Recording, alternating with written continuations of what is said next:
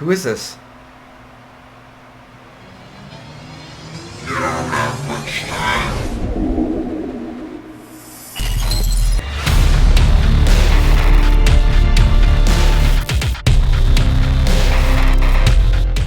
Hey everybody, welcome back to the Ritual Chamber. I am Josh, this is Jeff, and today we're going to be giving our thoughts and opinions on a recent kind of a weird time for a scary movie to come out, but yeah, right.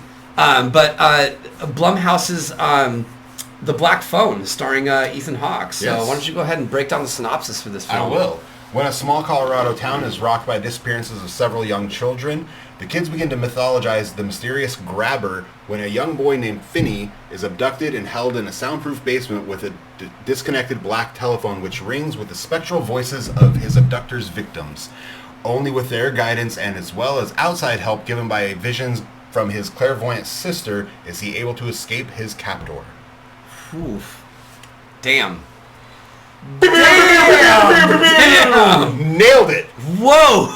First take Jake over here. Yeah. Anyway, that was that great. being said, damn. Yeah. So this was your idea. Like you wanted. You were kind of hard. Like I had seen the trailers for it, and I didn't know it was even coming out yet. Because, like you said, this is kind of a weird time for a horror film. Yeah, absolutely. Out. Right. Even though for me, horror all year round. Yeah. But for a horror film like this, especially kind of this dark and Blumhouse film, just kind of coming out in June. Sort of weird. I thought so too. Like as far as the timing goes, I thought was really strange. But for you being very hard up on like let's do it. Let's go see it. Obviously, like I love Ethan Hawke. Like he's a fantastic actor, and one of the things like that I was reading a lot about this movie was how great his acting was in this film. And so, for me too, I always love the horror elements, not so much on like the gore side, but I like these kind of like thriller style horror movies. So for me, I was like, oh, this is right up my alley. Ethan Hawke, like story looks really good.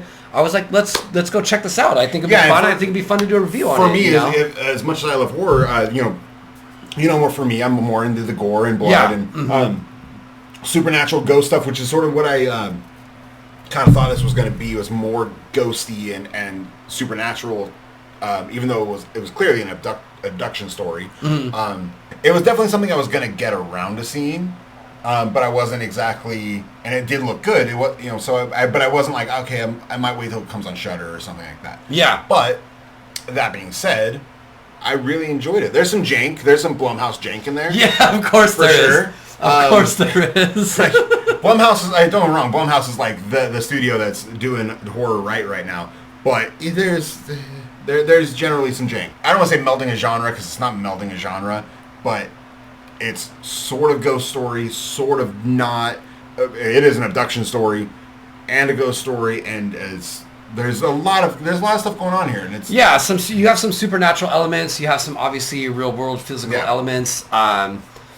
So obviously takes place in the 70s, as you said, in a small town in Colorado. And basically about the abduction of kids, which is fairly common thing during that time. Fairly common thing in that time. Unfortunately, but I mean, it's just the reality of common thing of how that was. The world is a terrible place. But movie opens up and we have this character Finney playing baseball and basically really kind of played by Mason Thames, probably the only really good kid actor in this one. I will say that. I would disagree because obviously I think the sister or Madeline McGraw, which is Gwen, his sister, is also really good. Yeah, kind of just gets into it, and we have this concept of these kids are getting abducted in this town in Colorado, and it was a sort of a slow build, and you kind of at least I got the sense there was way more kids being taken, but we'll get into that. But we see one of the initial kids that are introduced in the movie get taken, which kind of just leads into the story. After a baseball game. After a baseball game, and leads into this concept of the grabber, as they call him. And come to find out, he's obviously the antagonist. Lost some sleep naming him. So a lot of writers lost some sleep naming him. The grabber. Meanwhile, we have Finn himself kind of trying to assimilate some sort of dominance, I guess, or find himself. He's finding himself. He's finding himself as a young kid. He's a young kid. He's shy. He's in high school. middle school? I want to say middle school. That's what I don't think any of the kids looked old enough. But then again, I mean, it was the 70s. No, it was the 70s. If it was high school, they all had mustaches because everyone looked older in the 70s. They did. It's just look at your parents. Like if you're like in your 30s. Yeah, your parents' yearbooks. They got like a full on mustache. They all look like they're in their 40s. It's weird. Maybe that's just a weird thing. Maybe it's just like a matrixy distortion of reality type thing. I don't know. It's weird. So yeah, we'll go with middle school. Yeah, this movie actually moves fairly quickly. So I do like the intro of it. Obviously, we get introduced to Finn and his struggles. Their dad's an alcoholic, and then we have Gwen, who has this, which is not really touched upon until later in this movie. This essentially a supernatural ability to kind of dream. Well, she has visions. Basically. Visions, yeah. And I will say this: that was as a parent, one of the hardest scenes to watch. It was like, sadly, in a horror movie, the hardest scene to watch was the beating scene. We learned later on in the film, so we'll jump around a little bit because this film sort of is kid gets nabbed, and then and it's very short, so this is gonna be kind of a quick episode. But we learn later that their mother had committed suicide because she also had visions. And heard voices, so she might have been a little bit of a schizophrenic, and I believe her suicide is what drove their dad to drink. Be an alcoholic, yeah. And so when Gwen says she has visions, just gets like the worst beating, and it's like as a father, it hurt like that. That sucked. It's very brutal, and but it's also very telling of the times. I mean, like full disclosure, like obviously I'm sure you as well. Like when 100%. We were kids, like life was a little bit different. Yeah. So the 80s, we got some. I've felt the belt before. Oh yeah. Not like this though. No, not like this, but have felt the belt. I felt the belt, but never like this. But yeah, so obviously that goes into what happens, and Bruce gets abducted. We'll move forward. Bruce gets abducted. So he's another one of the baseball players. He literally right at the beginning of the movie, he gets taken, and we've talked about. We introduced to Finn. Finn is sort of bullied at school. He has a couple of bullies that follow him around, and fortunate for Finn though, he has made friends with the toughest kid in school. The toughest kid in school, which is his name's Robin. Ariano. Oh, Robin. That's Robin. Yeah. It was Robin Ariano. Robin Ariano. Played by Miguel Cazares Mora. Not the best acting, but he's a kid actor. I'll let it go. I'll let it go. I know. They don't have to be all out. He's very Cobra Kai. Yes. It literally introduced to him beating the ever-loving crap out of a bigger kid and just bloodying him up. Damn near the most blood you see in this movie, which is fine. Yeah. Damn near. Going on from that, I mean, basically then we see Robin getting abducted as well. Mm-hmm. One thing that I thought that was interesting in this movie is, and we'll, obviously, like you said, we're going to come back to it, but through Gwen's visions, we basically see the abduction of almost every kid in this movie. With the exception of one. Well, technically the exception of two. Because... So go ahead and start with your first one. So the first one is I think the first one is Griffin. So the kids, we'll just real quick let's name them. The kids. We have 5 different kids. Six different kids who were taken. We have our protagonist Finney, Bruce, the baseball player from the beginning of the film, Billy, a paper boy who was nabbed, and Griffin, another boy, which they never show. And they don't really talk about. They've said he was just on his bike. Yeah, they don't actually show his abduction. Because they'll show these abductions, or at least an aspect of what their life was like in kind of grainy 1970s type of stuff. Which I love that. The cinematography in this is great. I think the way that they kind of viewed the dreams, because realistically, I don't know about for you. Just a quick aside, but that's kind of how I almost feel like dreams look like. Sure, yeah, definitely. Very grainy. You can't always fully flesh things out, but you can. But I don't even know if those were even all the dreams. Like Billy the Paperboy, I think that was just him. I don't know, just a weird view of him being a paperboy. Then anyways, Griffin, which doesn't show, Vance, which it shows, but that one clearly is Gwen's dream, and then Robin. Yeah. And Robin we get seen taken because he walks behind a store or something. And the grabber's there. And I thought it was really interesting, just, obviously, we'll just touch on it now, but one thing that I thought was interesting with Vance being taken, where the dream ends for Gwen is at the house, and he comes in and kicks down the fence, and, it's go time, whatever. I thought it was really interesting because we never actually saw him get taken by the grabber, just like Griffin. So there were two people that were completely left out of this that we actually never saw how they ended up in the position that they were in.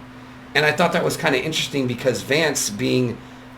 he was the other tough kid. He was like the ultimate hard ass. We'll touch base on that whole thing as well. But yeah, that was interesting. It was interesting. And I have another little thought about that I'll get to. I'll save that for later. That'd be interesting to hear. So anyway, Finney gets taken. Yeah, eventually when it comes down to it, the grabber not basically much. Yeah, in between that point, not much else really goes on. So but he shows up. His call sign essentially, how you allude to when people are taken, is that he captures them with black balloons. Basically, uses black balloons to hide them, to put them in his truck. He acts as if he's a part-time magician. And we learned this actually prior to this from Gwen, because Gwen had seen Robin get taken, but she tells this to the cops, and this was sort of the weird part of this movie. Like, I get it's 1978, and they don't have the internet, and they're like, the cops are struggling. It's a small town, and there's at this point 5 kids have gone missing, and they're looking for any leads they can, But they mentioned that the cops knew there had been black balloons at the sites of where they were taken, so that's how they knew. They were able to triangulate like where they were taken. But Gwen had dreams about them being taken in the black balloons, and it's a great scene and it's funny. Yeah. But it's sort of like, why are the cops like listening to this little girl? Because they keep going back to her for like, well, do you got any more leads? But anyway, so they question her and ask her.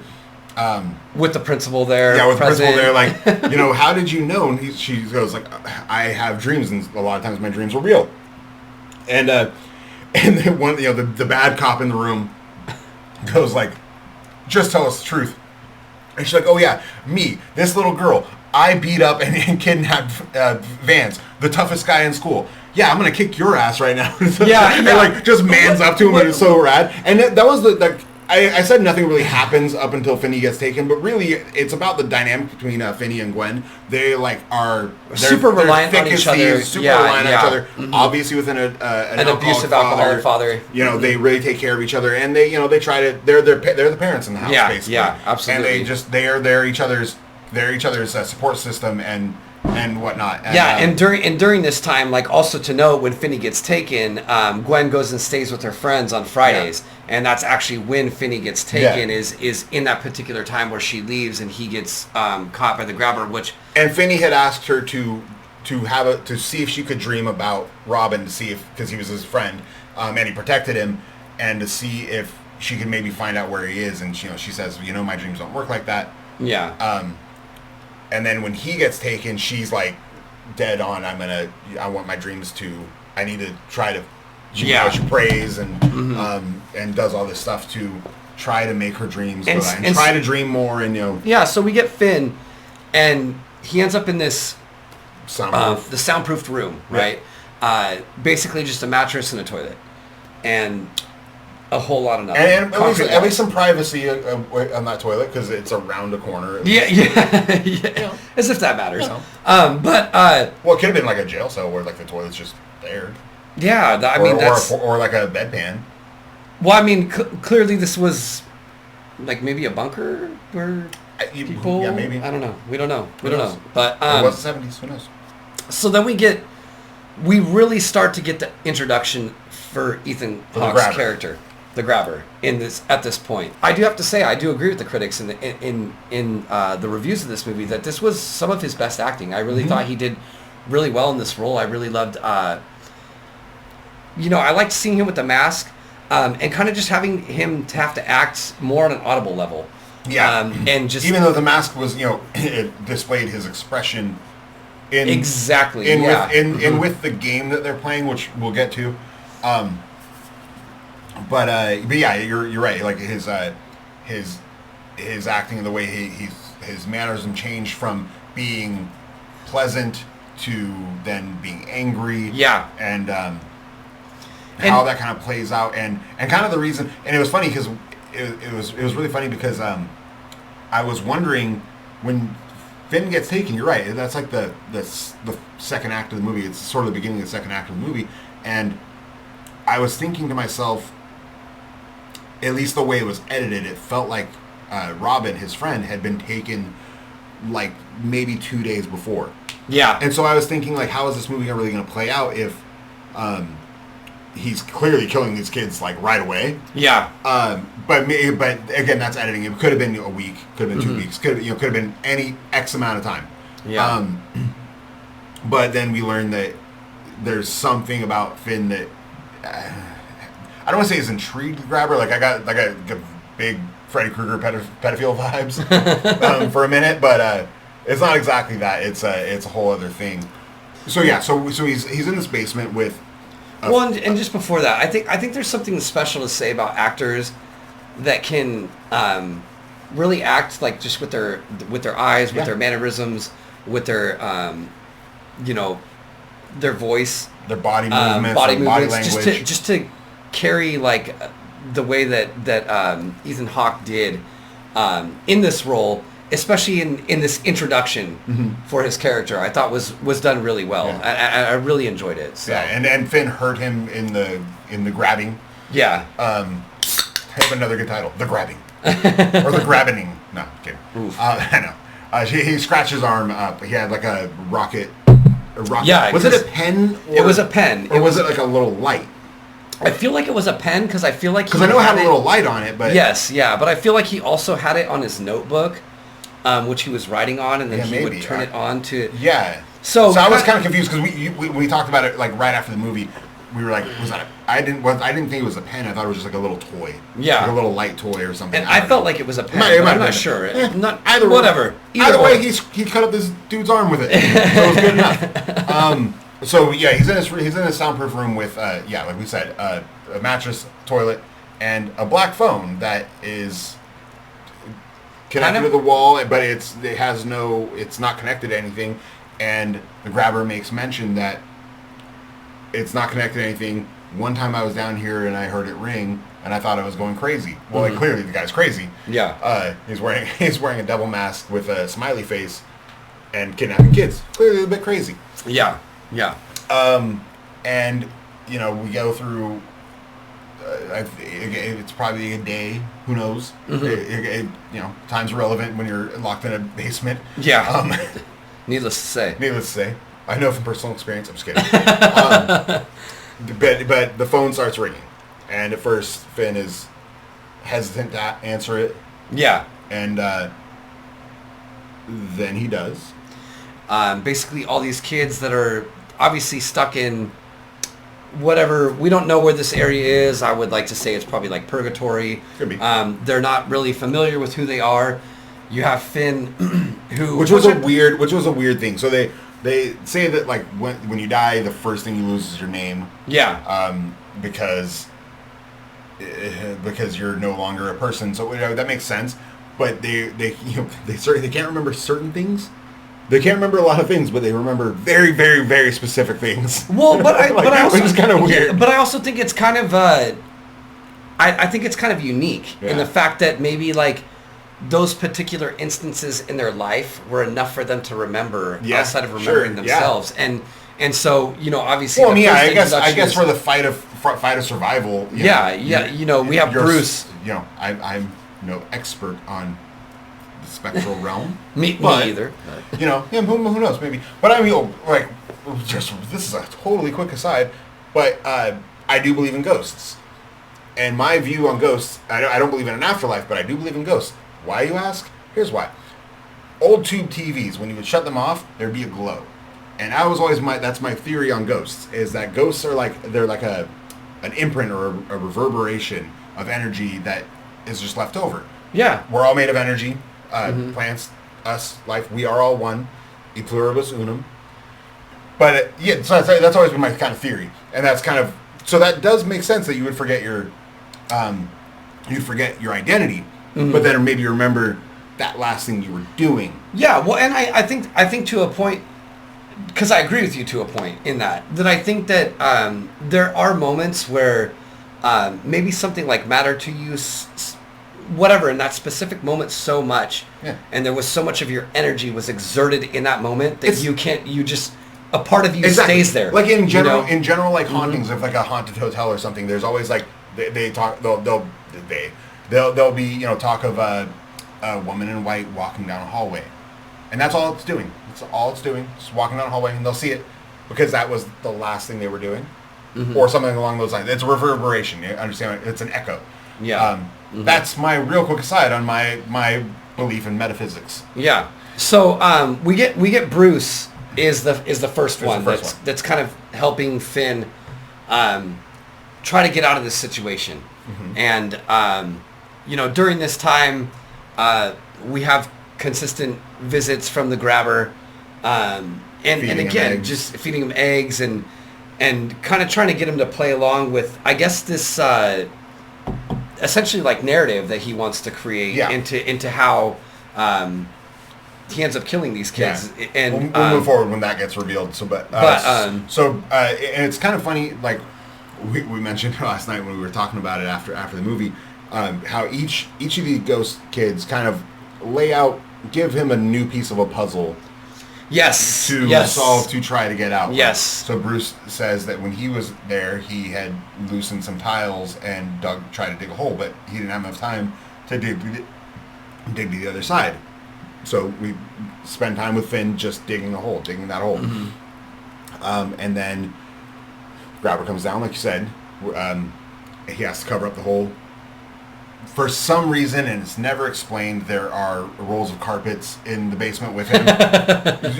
Just something to cover up his doings. Yeah. Apparently. It's literally never explained, but whatever, that's fine. Until he is then given a phone call by Billy, who is the paper boy, and Billy had found a wire underneath the wall and loosened it up as to use to get the bars out of the window. So he tries that. Doesn't work. He's not strong enough to do it. And then he has to hide that because the grabber's back. And then what was the third one was Griffin. I think the third one was Griffin. The one we never got to see. The one that we never got to see, which is one of the two that we never got to see. But that is the one you saw. That's one of the ones you saw his body. Yes, you saw his body floating around with the blood dripping. Yeah, the ghost scare. Yeah. There was a couple jump scares. Like you got one. Well, there was a good one. There was a good one, and I think that was the initial one. Not the initial. I think that was Billy. That was Billy. It was Billy. Yeah. The paper boy that showed up, and that was a good one. He actually was walking. He was on the phone, but he was walking around talking. Yeah. His ghost was. It was weird. It's like he was on the phone, but you could see a visualization of him walking around. And so Griffin, it gives him the lock. Yeah, where he tells him the combination of his bike lock. And that's what I kind of mean. Like, he doesn't remember his name, but he remembers his bike lock combination. Well, because he said it was important to him to remember the bike lock combination, right? So, again, just going on that theory of, like, things that are important and putting your energy into something. Yeah. And he scrawled it on, and he did scrawl it on a wall, but he didn't do it. He didn't do it properly. Yeah. And then it was okay. So it was funny. So we're in the theater, and Josh's sitting next to me. It's like the first time we've sat next to each other in a movie in a long time. And Josh goes, "Why didn't you write it down with that pen?" And I go, "He scrawled it on a wall. You can just go back and look." Yeah, but then the thing is that he could write it on his hand, and then he wouldn't have to remember it as he's going up the stairs. That's still why I don't think it was a pen. I don't know. Agree to disagree, but So Griffin, so at this point we see though. Well, Griffin reveals what the whole thing is and why Finn hasn't been killed yet. Yes, because he's not playing the game. He's not playing the game, and the game is Naughty Boy. Yeah. So there's this point. I think he had. This point, the grabber had left the door open because the game is he's gonna let him try to get out, but then he's going to beat the ever-loving crap out of him. And this probably might go on for a few days if the game were to with the other kids probably. Yeah. and beat him with a belt, and this is where we get the sad face or mad face mask. Yeah.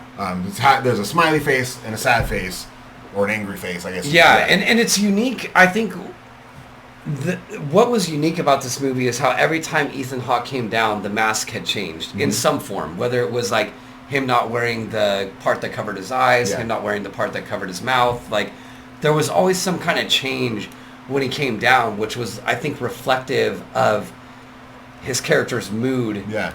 Definitely. In Finn's and also participation in the game. And also what he could get away with, because then we learn, so Gwen is having her visions and she's trying to find him, and she has a vision of the house that they're at, or they think they're at. Mm-hmm.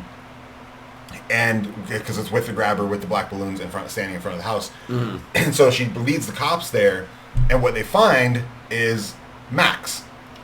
1970s, just straight up doing coke, but he's been actually trying to figure out who's been taking these kids. Yes. Actually, him and some friends have actually put up poster boards and are trying to triangulate where things might be. Yeah. Based on where people have been taken around for the metro area. Yeah. Played by James Ransom. He also was in It Chapter 2, which we are currently watching right now. We are. And he played adult Eddie. Mm-hmm. And he says, he doesn't live there. He's just currently staying with his brother.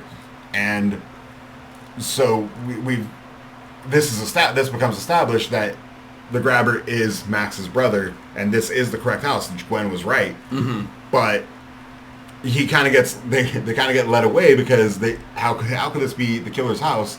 Or the child abductor's house with the brother just having lines on the table and the cops being like, you need to clean that up. Mm-hmm. So yeah, then that moves us into the last part of this movie, which I think, I'm just gonna be honest. I'm just gonna say it right now. This is where this movie kind of stopped working for me. But essentially, what we get is Finn.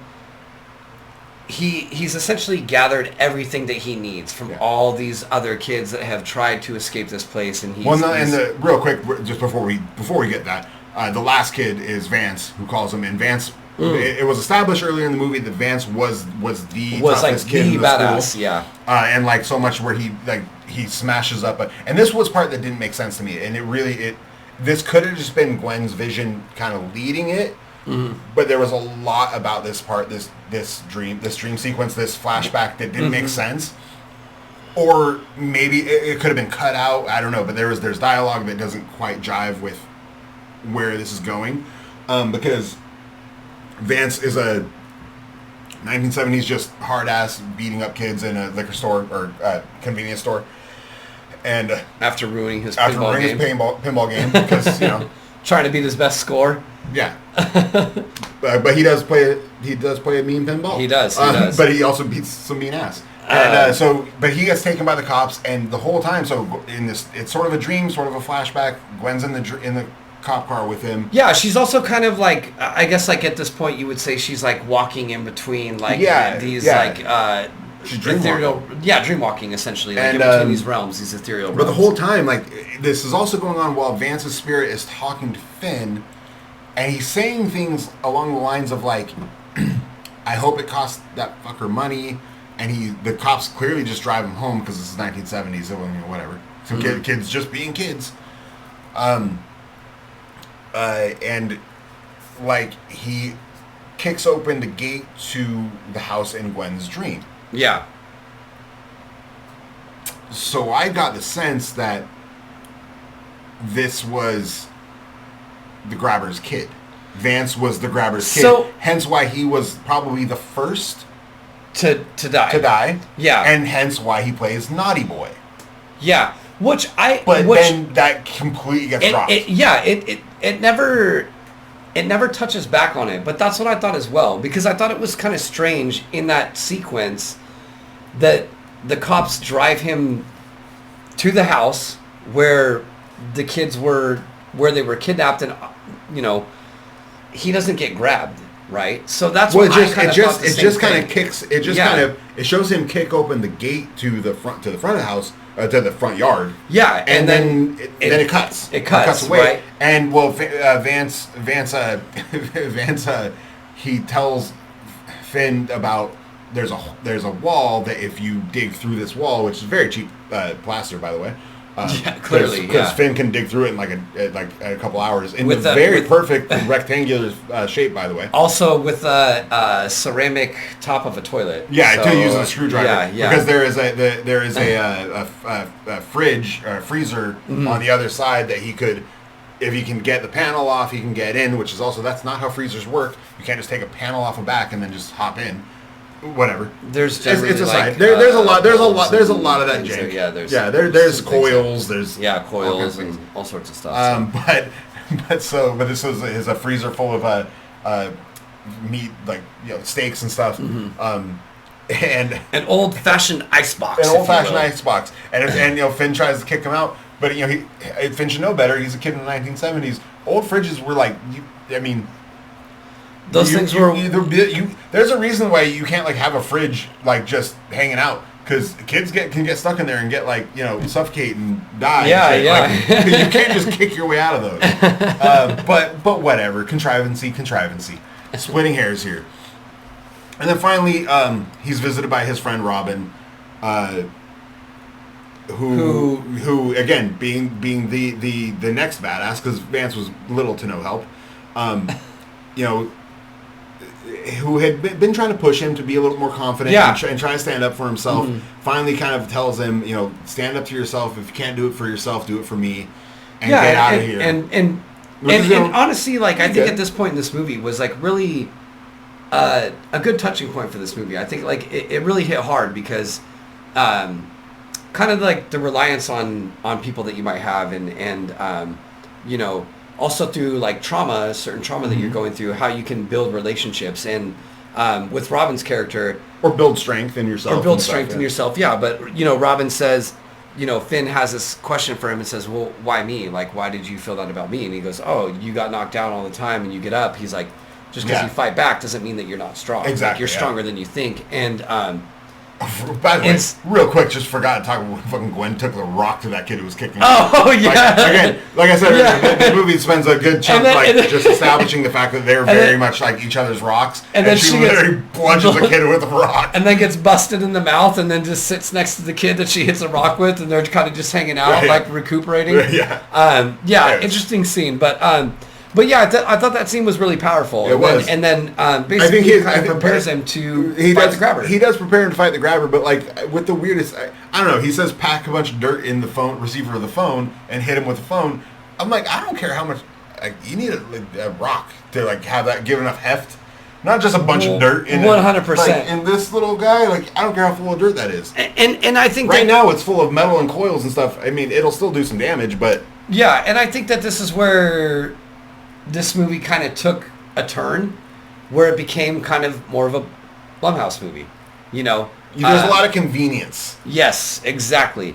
So then we get Max coming down, realizing, oh shit, my brother's the grabber, right? Comes down. Coked out of his mind, by the way. Realizes Finn's there. Oh shit, I'm going to save you. And he gets killed. Yeah. Right. Axe of the dome piece. By his brother, Ethan Hawke. Which is fun. That was actually a funny scene because he literally just killed his brother, and he's remorseful about it for a second, and then he goes, "But he was a fucking idiot. But he was my idiot." Yeah. And then that leads to obviously Finn's escape. Which again, so as we've touched on, the ghosts have given him the tools with just escape, which reminded me of a Resident Evil puzzle. You need. What key, or in an old CD-ROM game is what I said, there's old CD-ROM games were very difficult, you had to solve a puzzle over here to then solve a puzzle over here, and no direction, but in this, you have the cable that Billy gave him, which was a tripwire. You had the loose tile, which basically made a fucking death hole. Yeah. And also the wire did loosen the bars out of the window, which you were able to put in the hole and then hurt the grabber because it was basically a death fall. And then the hole in the wall of the freezer because the grabber obviously has a dog.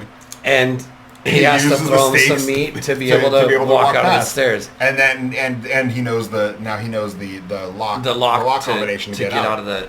So which we both had a little trouble with that one because it was the way the numbers read. He was yes, we were both trying to figure out what kind of lock this would be. Immediately our brains went to dial not locks where it'd be only 10 digits, forgetting spinny bike locks. Yeah. Like who has those anymore, right? I mean, like that's what I had like maybe my freshman year in high school, But yeah, so I guess like you want to get into the monkeys here at this point? Well, yeah, I mean, this is the end of the movie. He gets out. Oh, the last little reveal is that the house that Gwen had been seeing in her visions was not the house he was being kept in. Which I called it out. Yeah, you did. I said it was the house across the street, and so he ended up owning both properties. Yeah, he owned a house across the street where he buried the children, and then the one where he held the children captive. So. Oh yeah, and also Finn snaps the grabber's neck with the wire as well. Because as established earlier in the film, his arm is mint. Yes. So he's good. He was a pitcher of the baseball game. It's just a funny, cute line that the boys say to each other. Yeah. So, I'm going to give this movie, I'm going to give it an 8 out of 12. Right. As far as, like, the horror movie goes, it had elements that I really enjoyed, but this really did, for me, kind of fall in line with, like, what Blumhouse is doing recently with their movies, which is like rather for me like I kind of like the stories where the protagonist doesn't make it because I think it's more realistic to horror, and obviously this child abduction is a bit harder to just like kill the kid off at the end of the day, but then again, we're talking about a movie with literally the hardest scene to watch in the movie was that beating scene. And so to see like a kid like take him down, and then I think another cheesy scene that I didn't like in this, I wasn't really fond of in this movie, is where he picks up the phone receiver and says, "Hey, it's for you," and all the kids are like, "Oh, Finn's gonna get you, and he's stuck in the hole, and then he's strangling him with the phone at the same time. Like I don't know, like those kind of things like kind of felt cheesy to me, and I thought the direction of this movie initially was really good. I really loved like the grainy style of filming that they did when it came to Gwen's dreams, and how the kids were abducted. I also kind of like how it was, you didn't always have to see how they were abducted. You just saw the van pull up and then that person walk towards the van and then it kind of just went away. Because there's a little bit of mystery there. Yeah, you didn't really see how any of them actually got abducted. You just kind of saw like the paper boy. You saw what he was doing. He was delivering papers. Yeah. And then the van pulls up. It doesn't. You don't have to see like him grab him and stuff like that. And so and I will say with this, Ethan Hawke did a fantastic job in this movie. Mm-hmm. Like it was great. I really wish he had more screen time. To be honest, in this movie, I think he deserved more. Good for how well he acted in this movie. But other than that, I mean, the other thing is the two plot holes. I mean, what happened to Griffin? What happened to Vance? Like, why did we not get a scene for them? I'm just really... Griffin isn't exactly a plot hole, and I think the Vance thing, it's just, I think it's a plot point that got left out. Well... Or like maybe cut out in editing. Yeah, well, and which could be true, but I mean, it's just... At the end of the day, like, when it comes to a movie like this, if you're going to explain every aspect of it, every element of it, I want to see all of it. I don't want anything... I don't really want, like, a stone to be unturned, because everything else that happened in this movie led up to this situation to having Finn get out of it. So I think it would have been good to explain, like, what happened to them as well. But other than that, I mean, very enjoyable. I actually, like, really enjoyed watching this movie. It was fun. It was a good... like a little bit of a break to get like a horror movie in the month of June. So, I'm going to give it an 8 out of 12. It's pretty solid. I'm going to go 9 out of 12. Only because I really had, again, I had seen trailers. I figured I'll catch it on Shudder. It's pretty much, it looked more on the supernatural side, and there's a child abductor, but it looked, at least the trailers I had seen, it looked more on the supernatural side, which isn't exactly my vibe. Not always. Sometimes I do like some, but it's just I don't always go for that. My only real downs are the contrivancy of the ghosts giving him like little tiny bits of like, well, here's how I try to get out. Here's how I try to get out. And it all kind of creating this elaborate Rube Goldberg mousetrap of how he does end up getting out. Although kind of cool, like how it ended up playing out, it's just sort of kind of lazy in a weird way. And to be honest, I thought what they did with the ghosts was also kind of lazy, like, or the phone calls being kind of lazy, because you got one phone call from each kid. It was basically like it was the ghost Christmas past, present, future. Yeah, no, absolutely, and like, you know, they get like 1 minute with them. I don't think they had established or really stuck to their lore very well. You know, the first thing you forget is your name, but I remember your arm is mint. I remember this. Like there was weird things like that. Well, and then let's also assume that Robin actually knew who Finn was, and also Robin also knew who Robin was when they. Yeah, he's the most recent one. Yeah, deceased. Mm-hmm. Also, in a lot with a lot of serial killers, you always expect there had been more deaths. Yeah. So I was like, you know, the serial killer, we only killed like 10 people. It's not, you know, it's bad, but why is he so famous? Kill count. Yeah, kill count, man. But like, because again, in the earlier in the movie, they kind of made it seem like there would have been a lot more kids. No, they did. And and then the whole Vance thing, I think that's a plot point that got just dropped during editing, and they forgot that there was dialogue that now doesn't make sense, and that happens a lot in films. And if you call it a plot hole, you can just call it fucking bad editing or whatever. But yeah, 9 out of 10. I wasn't expecting much, but you know. It was and then another little thing about the ghosts. Again, they could have done a little bit more. There was some cool jump scares, but it was usually like pretty quick.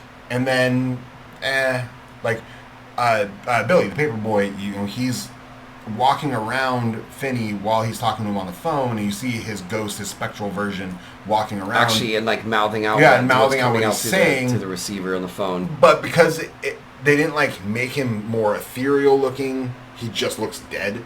Yeah. But there, like, he looks physically there. They didn't do anything kind of cool with it. Like, you know, maybe, like, throw a little, I don't know, kind of make him look grainy. Like, or you know, something like along those lines. And then with the Griffin kid, you see his body floating in the air, and that's it. And he points to something. He points to the phone. Did he point? He pointed to the phone right for him to answer the phone. Done. Because the phone was already ringing. Like, you didn't need a ghost to point at the phone. The breathing phone. When the phone would breathe, that was weird. It didn't make any sense. Like, it was kind of pointless. But yeah, that's really it. Yeah. All right. So, with that being said, we hope that you enjoyed this video. Please make sure to like, subscribe, and comment. Smash that bell. Yes. If you guys enjoyed this movie, let us know. I mean, I've been dying to say that all day. What? Smash that bell? Yeah. That was a good one. Other than that, we'll be coming out with some new content here shortly. We really hope you guys enjoyed this one. See you guys later.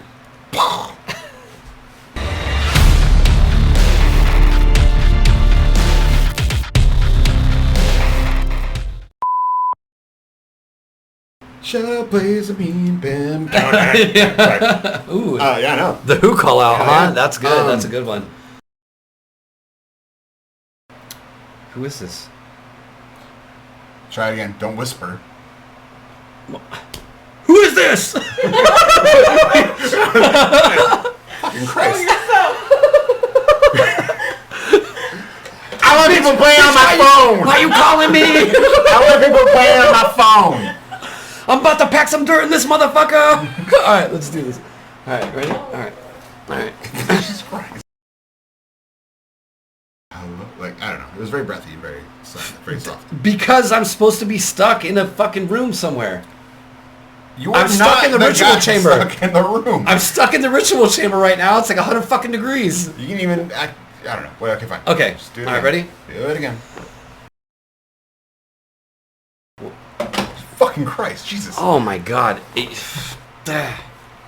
This is why we should have discussed. This is why we discussed it. We discussed it. You just didn't get it. I gotta pee now. Okay. Fine. It works out perfectly. I don't need you here to disrupt my acting. My acting. I'm gonna be acting now. My breathy yeah. answered this because it was good, and you don't want to give me credit for it. You know what? I just don't want you in the room while I act, okay?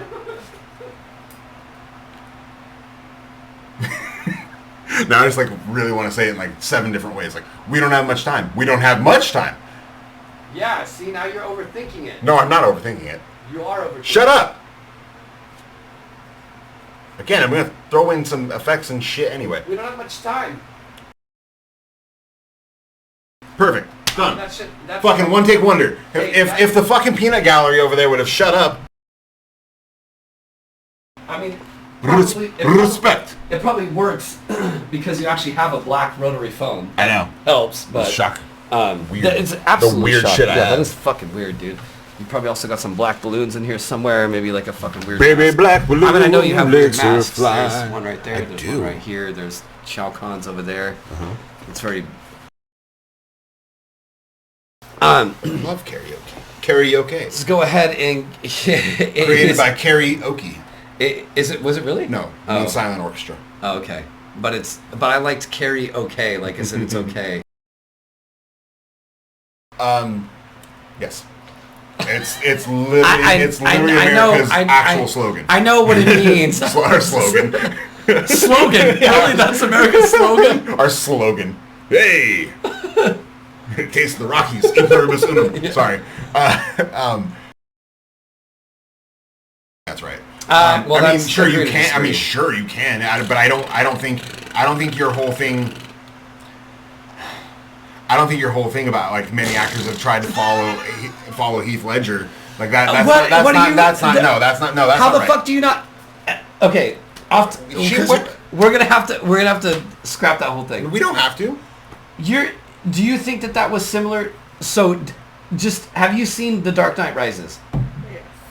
Do you think that Ethan Hawke's character was similar to Heath Ledger's playing the Joker? Well, exactly. No, hang on. Do you think that Heath Ledger? No, she heard the sentence. So you don't have to slow it down. Was similar to how Ethan Hawke played his character in this movie? why would that be? Why? This is what I'm saying, dude. Oh my god.